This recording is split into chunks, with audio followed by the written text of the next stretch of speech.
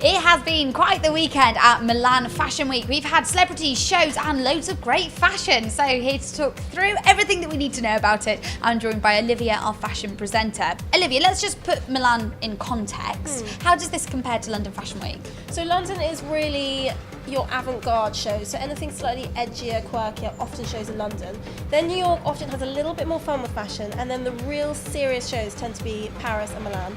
And have we seen that this time around again? You know what, actually Milan's had a little bit of fun because we saw at the Machino show there was bondage, cow print, and also this weird kind of Ronald McDonald / Coco Chanel hybrid, which was quite good fun. Can you explain, elaborate on how this works? So, if you imagine your standard Chanel two-piece, that very vintage retro look, and then in the colours of McDonald's, so red and yellow, and even some of the girls had sweaters with those famous golden arches on, so that's a little bit unusual. Amazing plug for McDonald's. I know, amazing. And we even saw Cara Delevingne open the Fendi show with a teeny tiny mini-me of Karl Lagerfeld. So that's a bit unusual as well. They're all kind of doing something a little bit strange this season. I like it though, bit of personality in there.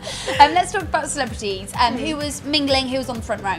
Yeah, so we saw at Roberta Cavalli was Cheryl Cole, Ellie Goulding and Samantha Barks. They had a nice little giggle on the front row. Cheryl was wearing Cavalli and it was a bit of a print clash, which looked great, but she'd also done her hair in a very, very severe back do, which, yes, is very Milan, very Roberta Cavalli, but really not very Cheryl. It was almost like she was trying too hard to fit in. Okay, a bit too much going on. Yeah. Let's talk Katy Perry. Oh, Katy. It didn't go so well for her. Let's just quickly show you this clip of her arriving and getting quite a lot of boos.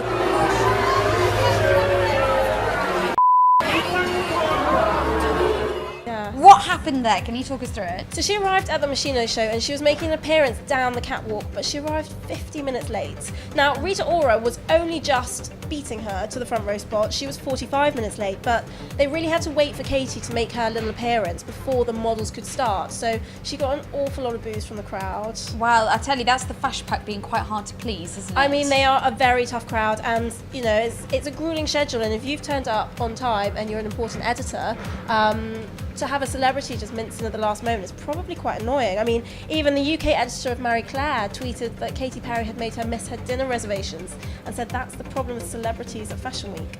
Uh-oh, Yikes. so it could be a bigger problem that the fashion world wants to address. Well, maybe next season we won't see quite so many on the front row. Indeed. Let's take it back to the fashion then. What trends can we take away from what we've seen so far on the catwalks? Well, Milan is always incredibly decadent and they really didn't disappoint this season. So there's lots of decadent textures like lace, velvet, embroidery all over the place at places like Dolce & Gabbana and Fendi. But also we had different textures. Now, you didn't get your texture clash like you did in London, but there's still the fur, the shearling, the leather, faux fur at Machino, leather at McHugh particularly, so lots going on. And then in terms of colour, you had all your blacks, your monochromes and your autumnal colours like rust and aubergine, just like all the other catwalks we've seen thus far. But also, again, Milan was breaking away a little bit, breaking the rules just like London, and we had some pastels. We had pastels all over Gucci, and we also had purple and blue at the likes of Dolce & Gabbana and Versace.